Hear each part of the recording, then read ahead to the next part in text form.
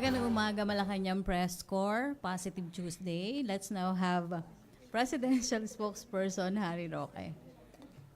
Magandang umaga po Pilipinas at magandang umaga po sa mga miyembro ng Malacanang Press Corps.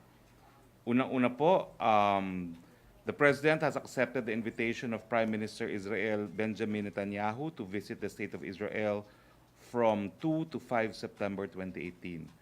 The official visit will be the first by a Philippine president since diplomatic ties were established between the two countries 61 years ago in 1957. The historic event will highlight the enduring friendship between Filipinos and Israelis, which began when Manuel L. Quezon opened the doors of the Philippines as a sanctuary to an estimated 1,300 Jewish refugees who were fleeing the Holocaust.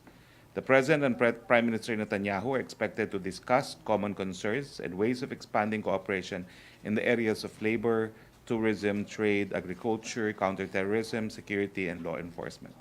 The President will also meet with the President of Israel, Reuven Rivlin, to discuss development cooperation and the close historical and people-to-people ties between the two countries. A business delegation representing different sectors of the Philippine economy will join the visit and participate in a business forum to be keynoted by the President. Several agreements are expected to be signed during the visit. Finally, the President will meet members of the Filipino community while there. I can also confirm that after the Israeli visit, the President will also fly to Jordan, although a separate press release will be written for that purpose.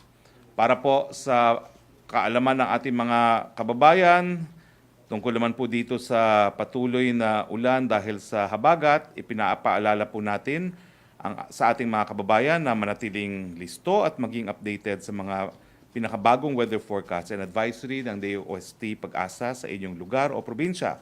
Tumutok po sa radyo, manood ng programang balita, bisitahin ang social media account ng mga ahensya ng gobyerno na may kinalaman sa panahon o kalamidad.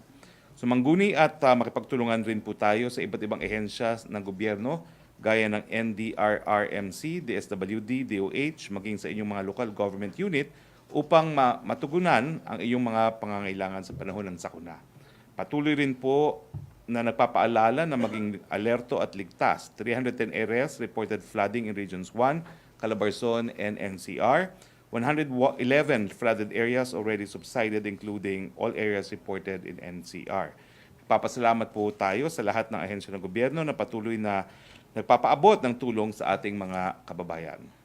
Good news, we're pleased to announce that the Philippines has maintained again its investor confidence. According to the Bangko Sentral ng Pilipinas, the country's foreign direct investments net inflows gained a total amount of $1.64 billion in May 2018, marking a 7-month high since October 2017 with US $1.92 billion. The BSP also noted that the May 2018 FDI growth recorded a 142.9% increase compared to last year's $677 million of the same month.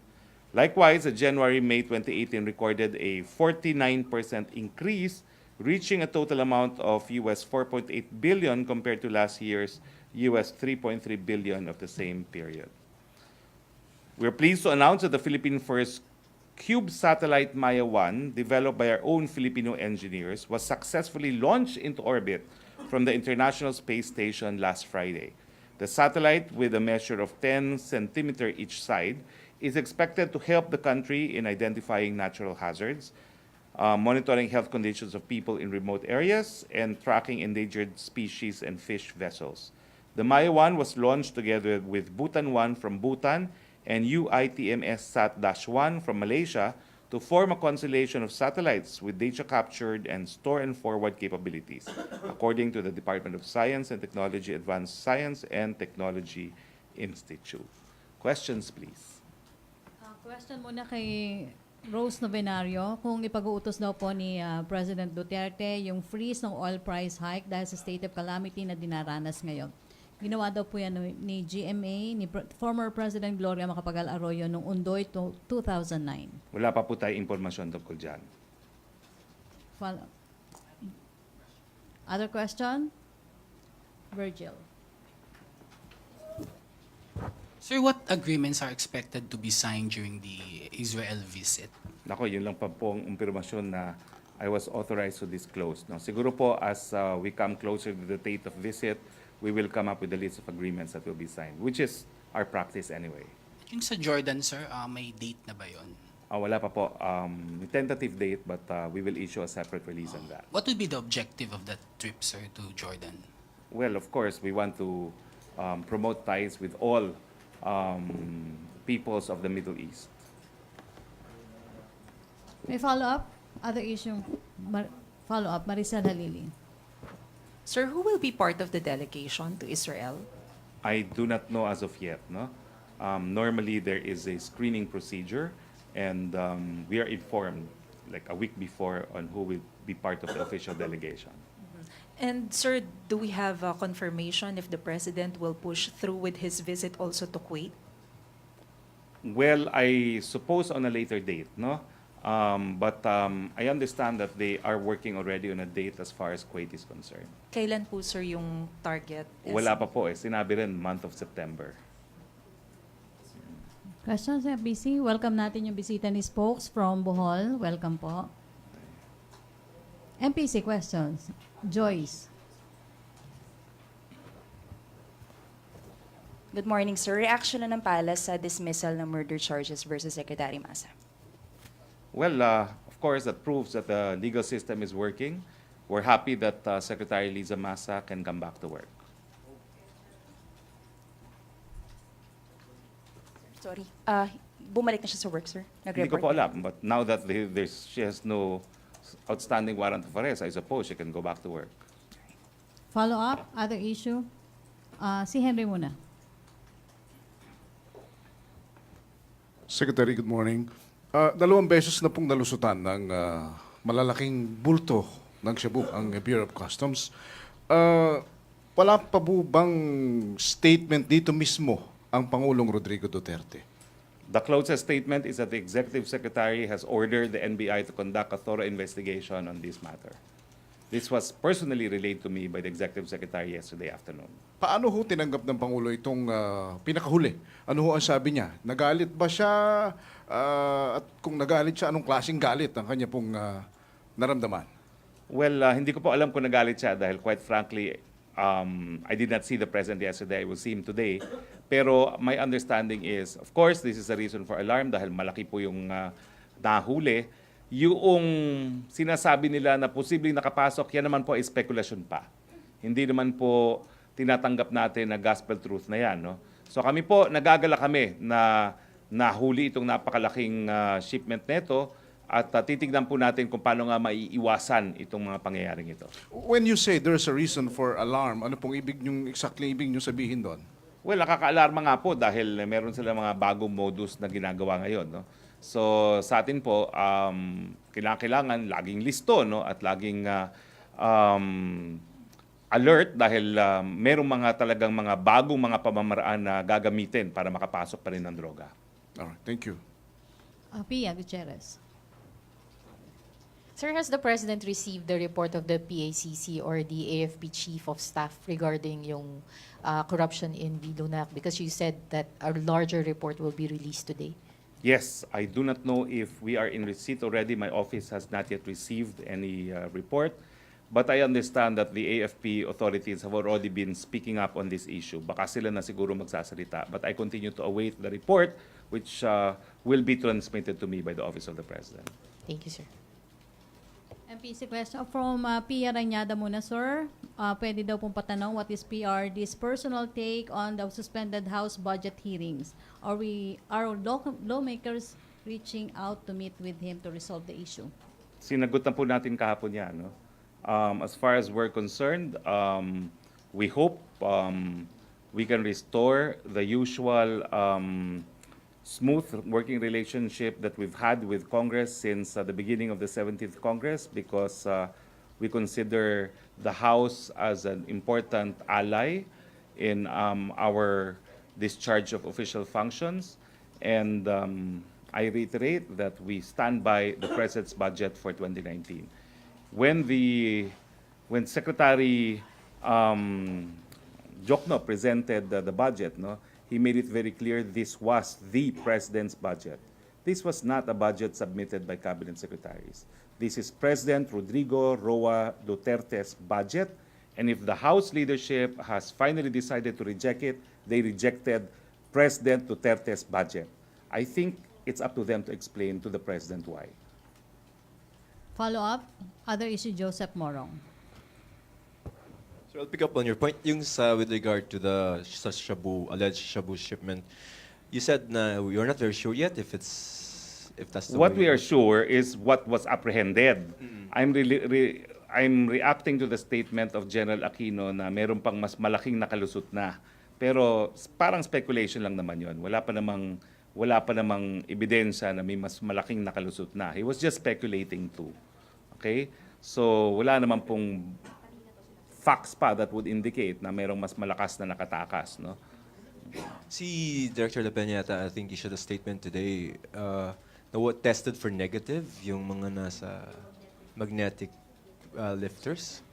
I do not know about the details. Basta the palace position is the executive secretary has ordered the NBI to investigate this incident. Okay, so would you care to comment other issues, sir, on the criticism yesterday that the president was nowhere to be found with?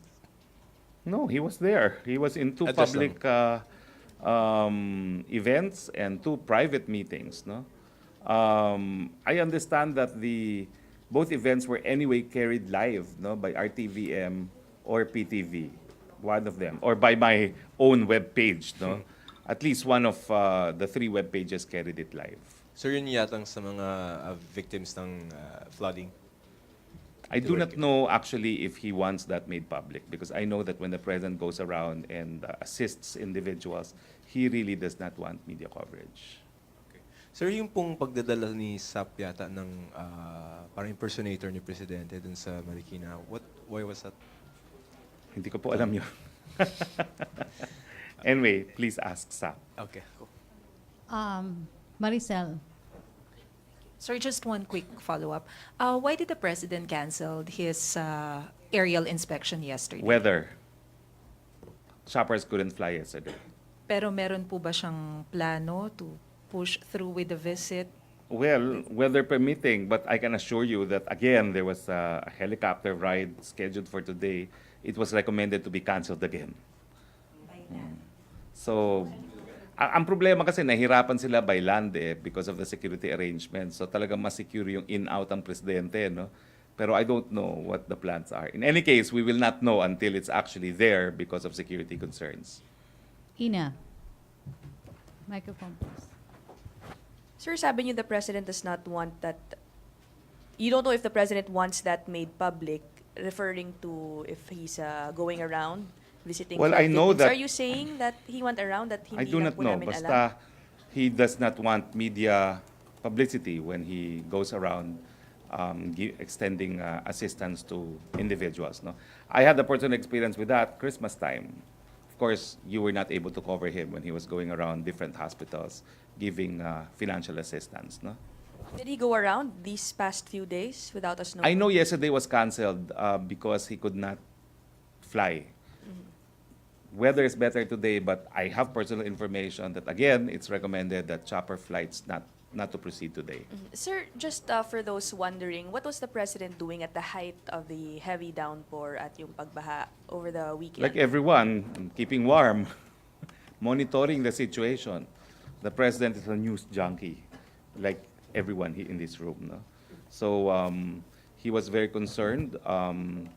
He talks about resilience. He talked about readiness of government agencies to provide assistance. He was in contact with individuals to make sure that delivery of assistance would be facilitated. From Davao, is that right? Well, actually, part of it was already in Manila. He came back to Manila earlier. Okay, thank you, sir. Cristina Vendano. Sir, back to the budget. Has there been any instance where Congress returned yung proposed budget to the executive and the executive changed it? I've been surfing the net. And the instances when Congress failed to enact a budget was because of circumstances, no, like impeachment of ERAP or the fact that, there was simply no time. No? But I think in recent history, I can't recall an instance when Congress simply said, we don't like this budget and we're not going to hear it. I think, if I'm not mistaken, this is close to being unprecedented, that Congress refused to act on a budget submitted by a president. And that's what makes us wonder why Congress is doing this. Because this is not the norm. It simply is not the norm. So what's the talk among yourselves? What could be the reason? I do not know, but what I do know is we're not worried about a reenacted budget. It's Congress, as I said yesterday, who should worry about a reenacted budget. What A did- reenacted budget is always licensed for Malacanang to spend it as it wishes. I mean, the reason why the Constitution says that it must go through Congress is to make sure, no, that the representatives of the people have scrutinized how the executive proposed to spend the national budget. But if they're not going to act on it, they would not know. And of course, because it is a reenacted budget, many line items in the old budget had already been finished, no, or constructed if these are construction projects, no. So what do? We have the money. So it is the executive that will determine which projects will be funded. The president, has he said anything about it, sir? The resistance of the House. I think he does not want to believe that the House actually will not act on his budget. As of now, I think he's giving Congress the benefit of the doubt. He does not actually want to accept that for the first time, Congress is not acting on his budget. Yesterday, we talked to Budget Secretary Jokto, and he said that we'll just wait for a friendlier Congress. So is that also the That's the sentiment? mood, and that's the prevailing mood among the cabinet. What went wrong? Is there anything that went wrong that we don't know about? Because this is close to unprecedented, that they simply refuse to act on the president's budget. So are you blaming Speaker Arroyo for this? We're not blaming anyone. We have not heard anything at all from Speaker Gloria Macapagal Arroyo. But she's the... It's only Budget Chair Nograles and Majority Floor Leader Andaya who have been speaking. And that's why I've asked the question particularly of Chairman Nograles, no, because he is a congressman from Davao. But isn't that an indication that, it's Speaker Arroyo who is pushing for that? Well, unless she speaks, we don't know what is in her mind. So you're giving her the benefit of the doubt. Yes.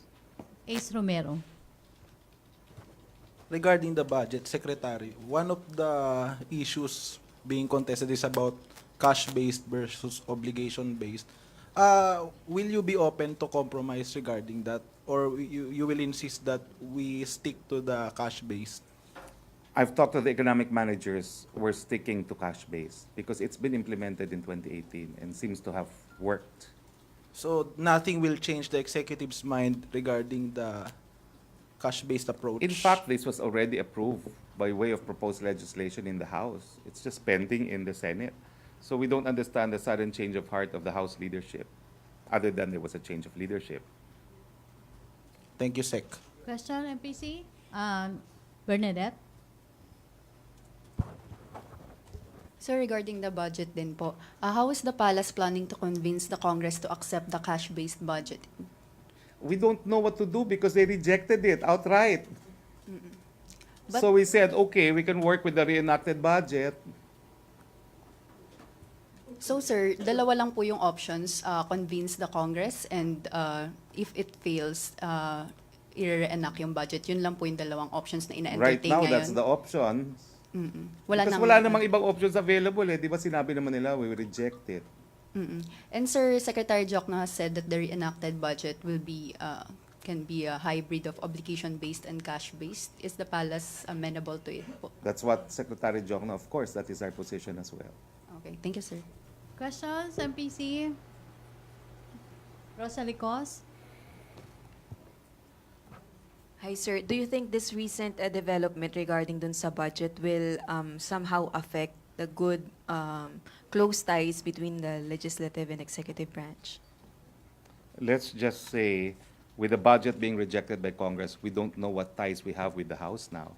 We'd like to think that they continue to be important allies of the President, But apparently, the change of leadership has also brought in a different kind of relationship. How else do you explain Congress refusing to act on the president's budget? So, meaning to say, sir, may doubt na po tayo sa leadership ng House. Baka naman po nagka-misunderstanding lang. Tignan po natin ang mga pangyayari ng mga susunod na araw. Ina Andolong.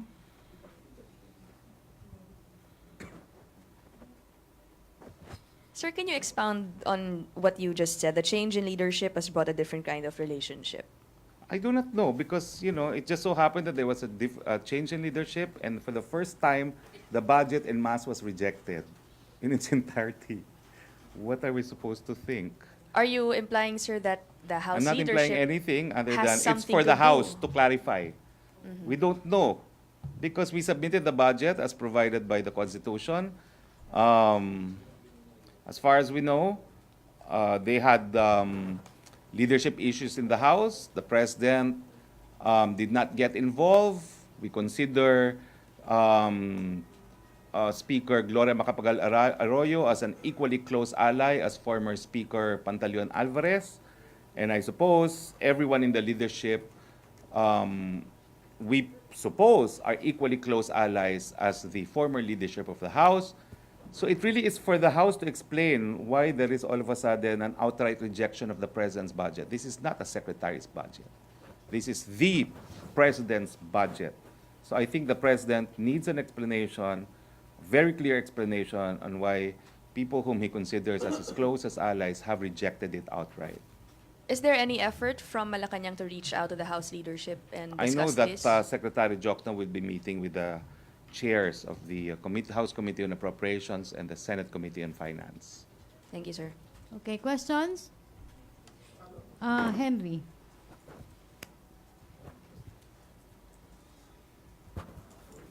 Secretary, is the palace demanding for an explanation from the House of Representatives doon sa budget na It's not for nireject us nila? to demand. No, we're not demanding. It's up to them. We submitted a proposed budget, which is pursuant to the Constitution, and they said it's not acceptable. We don't know how to proceed from there. All right. Okay. Tina. Again, this cash base, this was already implemented in 2018 because all projects were supposed to be implemented within 1 year period in 2018. Sir, bilang dating congressman, bigyan niyo naman kami ng parang run-through kung paano yung pag-request ng mga kongresista for their parang Pet projects. pet Okay. projects. Okay, How is ganito it po yan. different from cash-based and obligation-based? Hindi, wala pong pagkakaiba yan. Ang ibig sabihin lang ng cash-based, hindi yan ilalagay sa budget kung hindi magagawa kaagad. Okay? So, ang mga congressman naman po, para yung mga projects nila, meron kasi po yung call for projects ng regional development councils. So, meron po yung provincial, meron po yung regional. So, ang mga congressman po, lahat ng mga proposed projects nila, doon nila pinapadala. Minsan, ano lang po yan, name of project and amount. Minsan, kasama na yung program of works. Ang regional development councils naman at provincial, inaaprubahan yan at fino-forward sa NEDA. It is NEDA now that includes it in the budget of the different line agencies. So yung suma total po ng budget are actually contains the projects as already recommended by the representatives of the people. Now, pagdating pa sa Kongreso, may pagkakataon pa kung sa tingin nila meron ba silang gustong ihabol. Ang problema lang, pag nakarating na sa Kongreso, hindi na po mababago yung total budget. Kung 3.7 na yan, hindi na po pwedeng dagdagan yan ng Kongreso, pwede lang tapyasan. Yan po nakalagay sa saligang batas. So nagkakaroon po yan ng mga realignments. So kung meron kang bagong project na ipapasok na tinatawag nilang insertion, merong budget na tatanggalin elsewhere kasi the budget must remain the same. So ganun po yung dynamics ng budget process and that's how we implement the power of the purse as far as Congress is concerned. So pagdating po dun sa cash base, yun nga po, na-implement naman po yan sa 2018. Dati-rati kasi, they had until 2 years to obligate, meaning to bid it out. Pero under that system po, hindi ibig sabihin palibasa na bid out na magagawa yung project, ha? Matagal pa po yan. So, ang gusto nating magawa ngayon is, within the year, ma-obligate at magawa ng mabayaran. Kaya nga cash base ang tawag. No? Siyempre po, may mga budget, may mga projects na malawakan, pero ang pinupondohan lang naman partial eh. For instance, ako, may actual case, may isa akong kali sa Zamboanga, Sibugay na inisponsor, face-face ang ginagawa ko taon-taon. Dahil hindi naman matatapos yung 15 kilometers in 1 year, no? So kung ano lang yung kinakailangan for the year, yun lang yung pinapasok sa budget. So ganun po yun. At yun naman po yun, gumana naman po yun. Within 1 year, I inspected my project in Zamboanga, Sibugay. Natapos naman po talaga yun pursuant to the rule that it must be finished in 2018. So kailan lang po, if you look at my Facebook, meron akong picture doon that we were groundbreaking the road. Oh, ganun po yun. So I don't know why there is a big fuss about it. Kasi ang dapat mo lang naman ipasok doon, yung amount na mauubos mo para matapos yung phase ng project kung napakalaking project yon. Phase by phase naman po yung linalagay na budget dyan. Kasi alam na naman natin kung magkano ang cost ng per kilometer ng kalye. So yun lang ilalagay mo kung ano yung tingin mo matatapos within the year.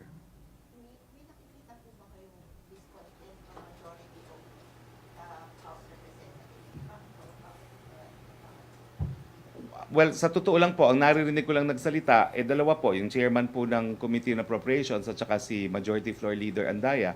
Wala naman po akong chorus of protest na naririnig sa mga congressmen kasi as soon as the National Expenditure Plan naman po is issued, lahat ng congressmen, automatic yan, bukas yan, tinitignan nila kung lahat ng projects nila nakapasok. At kung hindi nakapasok yung ilang mga projects nila, doon nila dadalhin po yan sa deliberation sa committee. Doon nila hingin ng lahat ng kailangan pa nila. At karapatan naman po nila yan dahil sila yung mga representante ng taong bayan para sa kanilang mga constituents. Pero dahil tinigil nga po yung pagdinig, pati yung proseso na kung ano pa yung kailangan ng mga congressmen para sa kanilang constituents, hindi matutuloy. Okay, last two questions. I'm sorry, 3. Darrell, Bernadette, then RJ. Hi, sir. So you don't believe that the cash-based budget system goes against the build, as said by Davao City Rep. Not Carlo at all, Nogales? because after it was actually prepared by the same people responsible for build. They should know what they're doing.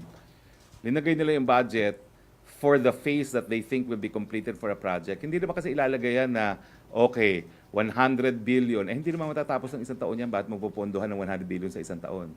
Pupondohan mo lang kung ano yung matatapos for the year. And then phase 2 na yung susunod, phase 3 na yung sa susunod na taon. Ganun po ang budget process. Bernadette. So sir, pag hindi po na po siyang cash-based budgeting po, magiging hurdle po ba to para matapos na mabilis yung build projects po? Hindi naman po, kasi tutuloy din ng gobyerno yung mga proyekto niya under a reenacted budget. Again, ehemplo po, 100 billion na dapat intended for different itemized roads. Dahil nagawa na yung mga itemized roads, bahala na Malacanang ngayon kung paano gagastusin yung 100 billion. Expect a long line of congressmen lining up now in DBM kung reenacted budget yan because they will make sure the pet projects are implemented by the executive. We don't want that. Let me clarify. We don't want that. We prefer that the budget is passed. We see no reason why Congress will stop altogether deliberations on the budget. 2 taon naman po ako umupo dyan sa Kongreso. May pagkakataon naman pong kausapin ang mga kalihim. May pagkakataon na kausapin ang lahat ng ahensya ng gobyerno kung anong gusto ng mga kongresista dahil sila naman talaga ang representante ng taong bayan. Trabaho po nila yon. Pero para po i-reject outright at itigil ang proseso, yun po hindi namin maintindihan. Pero sir, yung cash-based budgeting po ba pinropose para mapabilis yung pag-complete ng build projects po? Pinopose po yan para mawala yung problem nating when it comes to underspending. At saka para masigurado na ang binabudget lamang ay yung po pwedeng gastusin. Kasi bakit naman tayo magbabudget, mangungutang ka pa para mapondohan yung budget mo para sa mga proyekto na hindi naman pala kayang implement. Nakita nyo yun? Kasi when you have a budget at kulang ang iyong sourcing for revenue, syempre, ang shortfall, utangin mo. Kaya nga, under cash system, mapapababa yung halagang kailangan utangin ng bansa kasi ang ilalagay mo lang doon, yung kaya mong implement. Okay, RJ. I'm happy we're talking about the budget because this is the single most important job of the House of Representatives, not even the Senate. When the Constitution talks about the budget originating from the House, This means this is the sacred duty of the House, and we defer to them, except that we don't know how to proceed kasi they rejected it.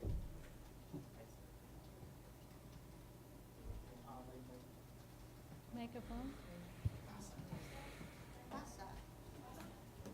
Hana pa.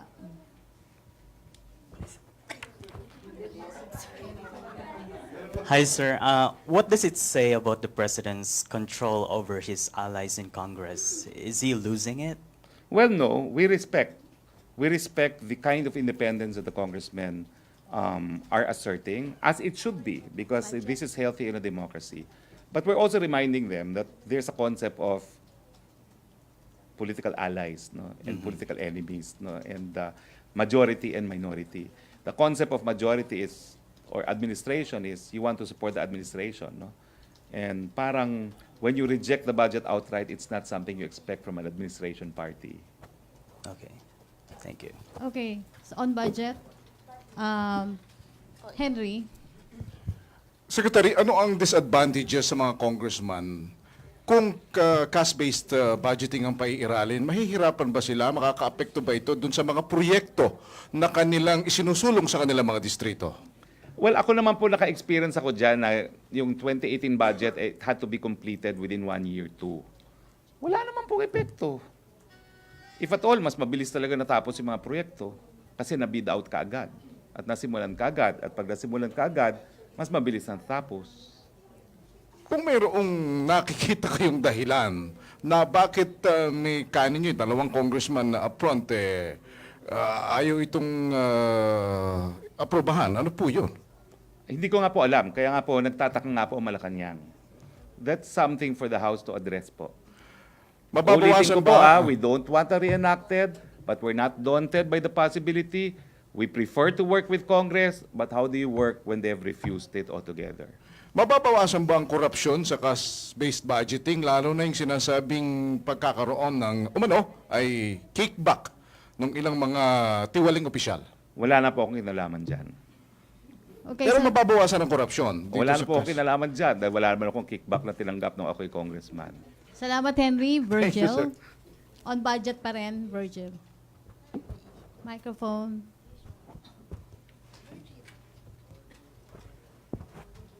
Hi, sir. Yesterday po, si Majority Leader Andaya clarified that there will be no enacted budget scenario. Ito yung quote niya, "We're not moving towards that. Di namin papayagan mangyari yan. We're just taking a detour to understand deeper what this cash budgeting is." I'm very happy with the declaration of Majority Floor Leader. We're happy that that declaration came from Congressman Andaya. We welcome that as well. I reiterate, we don't want also a reenacted budget.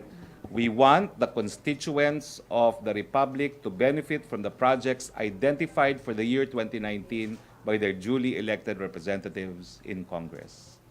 That is our position. So we join and commend the Majority Floor Leader Andaya for this statement. We do not prefer a reenacted budget. We want the budget to be enacted. Okay, last two questions on budget pa rin, Christine Avendano. Microphone, please.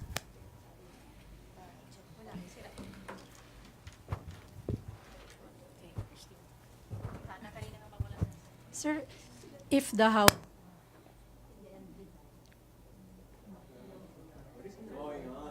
Sige, Christine. Yan. I'm sure nakagather din yung house score dun sa kabila, no?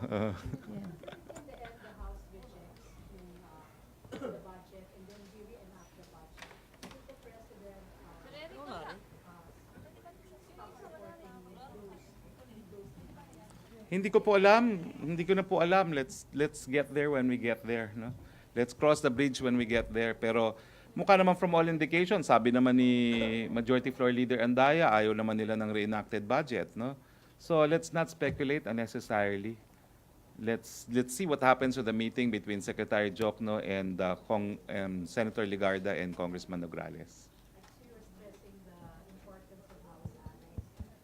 Yes, we think that our allies are very important in realizing the legislative agenda of the president, and one of the most important legislative agenda is the annual budget. Okay, If not the most important. last question, Rosalie Cos.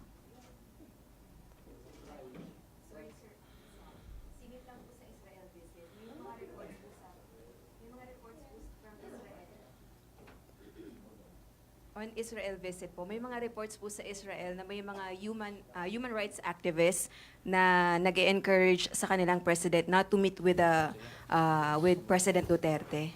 Good Is this luck to a them. cause of concern? Good luck to them. Why push for the visit? Sabi niyo nga po, in 60 years' time, first time.